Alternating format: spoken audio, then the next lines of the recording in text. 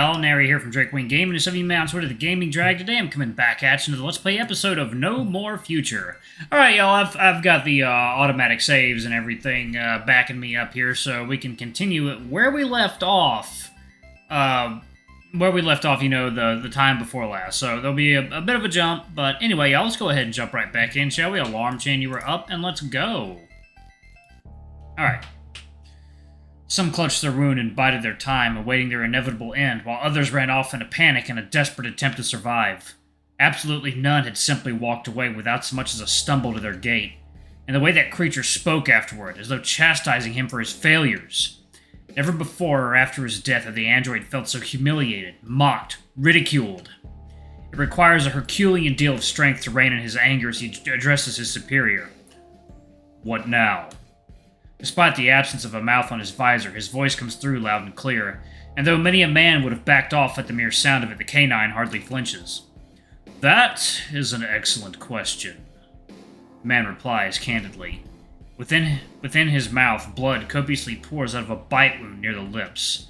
He had no idea he was biting that tightly. The stress doesn't usually provoke such reactions out of him. That is to say, never before today had he even come close to being stressed. But as he stares at the place where he'd last seen the creature and starts to feel a terrifying itch nag him near the back of his skull, he realizes that there truly is a first time for everything. I really hope this isn't going to be a problem. And if it is? He turns around and sternly faces his unapologetic subordinate head-on. I'll think about it. Yeah, so... Okay. That's how that story ends? What? Oh. Oh. That was the side story, wasn't it? Okay, yeah, that was the side story. Sorry about that. Let's jump right back into the story, shall we? Okay. I forgot that was the side story. Anyway, that long? What in the world has he been doing all this time? Again, no clue. I wish I could tell you more, but sadly that's all I know. The guy's been around Bradbury ever since he reawakened, though you can hardly tell he's even there half the time, and Bradbury himself never talks about him either. The St. Bernard did seem a little hesitant to talk about Harlan during the brief time you met him, though why that would be, you can't say. But you doubt that it's just an effort to improve their chances of intimidating you. There must be some reason behind all the secrecy. It's alright. It's already more info than I had yesterday. The feline averts her gaze from you for a moment, clearly still a little embarrassed by what transpired between you two the other morning. Right. Either way, I honestly don't know how long we can keep Bradbury away from you. Knowing the FBI, they'll just keep fabricating reasons to come inspect you or whatever until they're pleased. But you're still going to make it as difficult as possible for them to do so, I take it. Oh, you can bet on that, all right. No way in hell we're letting those dweebs get their way with you as they please. There you go. We'll find a way to stop them from messing around with you eventually, I promise. And I'll do my best too, whether it be alerting Pandora of what's going on, securing a way out, or giving that jerk a piece of my mind. I'm your girl. The confident look on Mary and Natalie's faces, together with their reassuring words, do wonders to ease your uncertainty, even if they can't cancel it out completely. Bradbury, Harlan, the FBI, you definitely didn't account for their involvement when you chose to become a synthetic. There's still quite a lot you don't know about them, but you feel as though you understand things a little bit better now, all thanks to your confidants. And yet, the Bureau is hardly the only worry on your mind, is it? So much more remains unexplained, so much more comes back to haunt you when you least expect it. What's wrong, Isaac? Is something wrong? Much to your shock and chagrin, Natalie's quick to spot the souring look on your face, forcing you to reply just as hastily.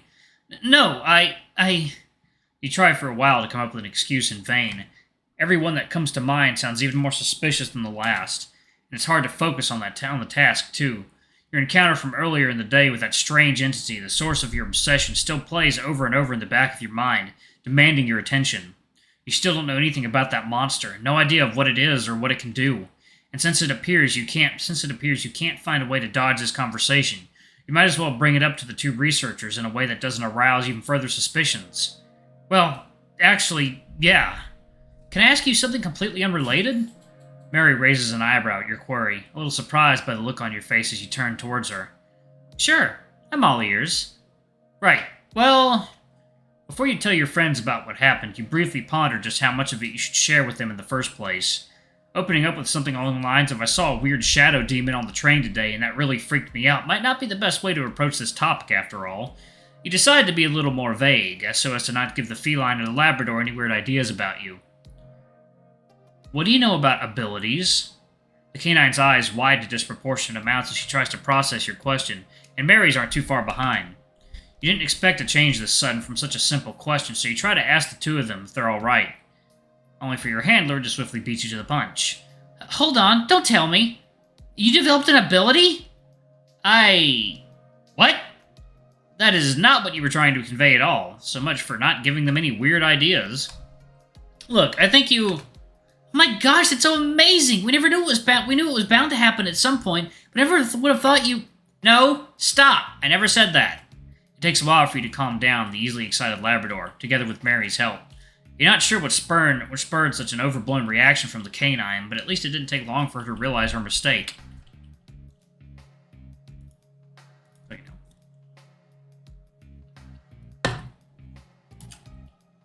Good lord, don't just assume things like that. The whole building could hear you just now. Sorry, I didn't mean to jump the gun so quickly. It's just that people here have been waiting for something like that to happen since the very first transition, and... The girl appears more dejected than you've ever seen her, and the same can be said of her disappointed boss. The look in their eyes is that of children who've been denied a visit to their favorite theme park at the last minute. It's actually quite depressing to look at, far more so than you would have expected. Excuse me. Look, I'm sorry if I gave you the wrong impression. When I asked that, I didn't mean to... We know, Isaac, it's our fault. We got a little excited, that's for sure. A little too excited, yeah.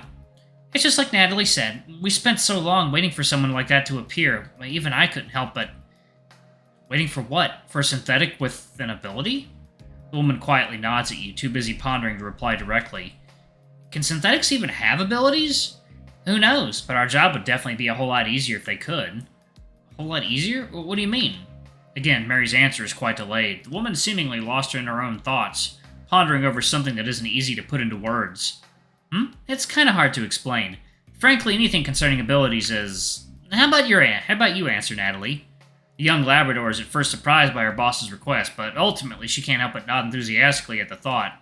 Of course! You know you can always count on me no matter what. Wait, can't she? Do you know a lot about abilities or something?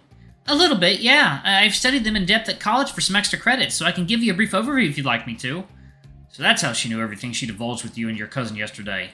You suppose that makes sense, all things considered. It's like you finally have an opportunity to learn some more on the topic at last. You're definitely not going to waste it. Well, I'm certainly not going to say no to some free knowledge. The floor is yours. Awesome, and thanks! So, in order for me to explain why a synthetic with an ability would be huge, it's probably best to explain where abilities come from. And for that, we have to go back about a century. A whole century? This isn't going to turn into a history lesson or something, is it?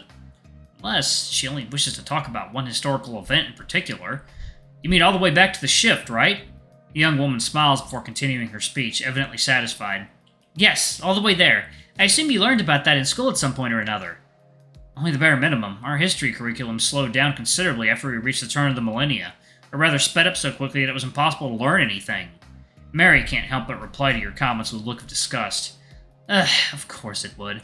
Public schooling's just the worst, isn't it? Look who's talking! You never even attended public school, or any school for that matter! She didn't? But then how did Mary become so smart?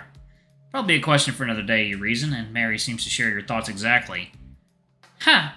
Touché. Anyways, I didn't mean for my views on academia to get in the way. By all means, please continue with your lesson.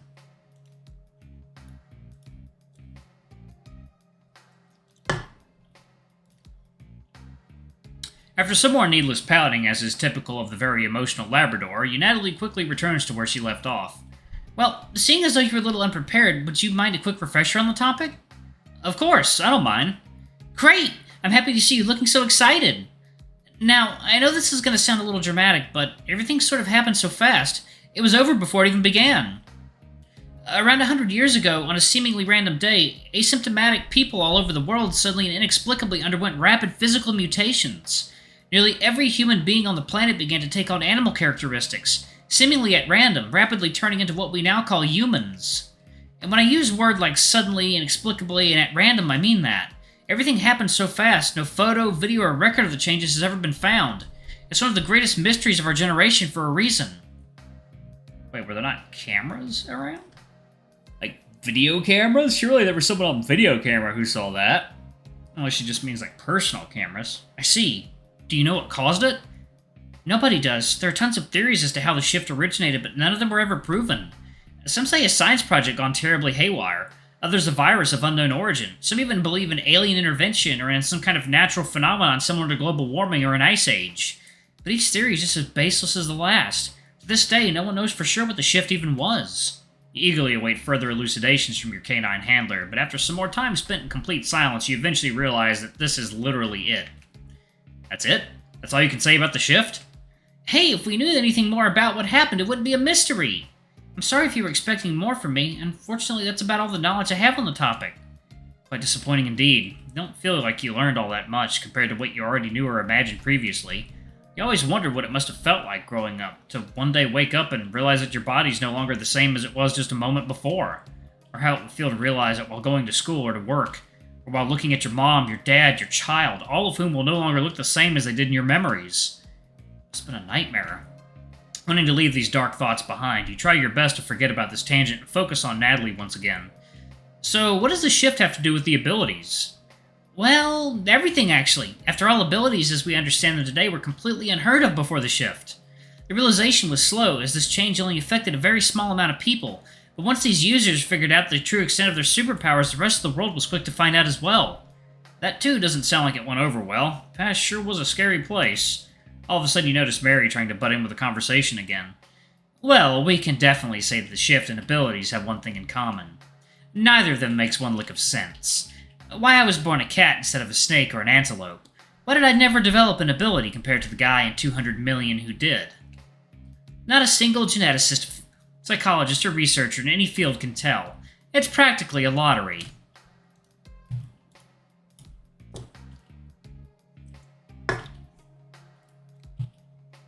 Yeah, seems so. None of my relatives look anything alike, and I can say the same for most of my friends. Well, no exceptions aside, but even then, siblings who share a species like Nimarin and Yume are as anomalous as it gets. That's the thing. To this day, we've yet to figure out the logic behind the system, if there even is one.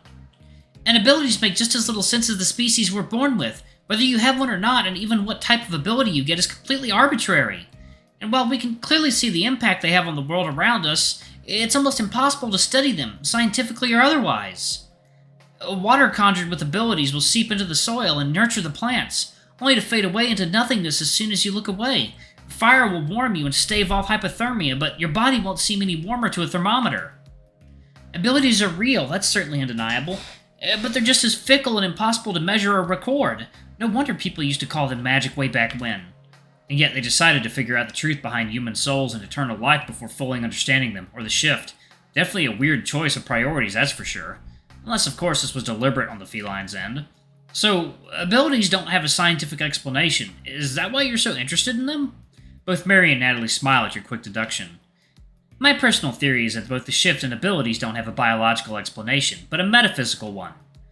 That the logic that dictates whether one is born a cat or a dog, with or without an ability, isn't stored in their brain or DNA, but someplace else entirely.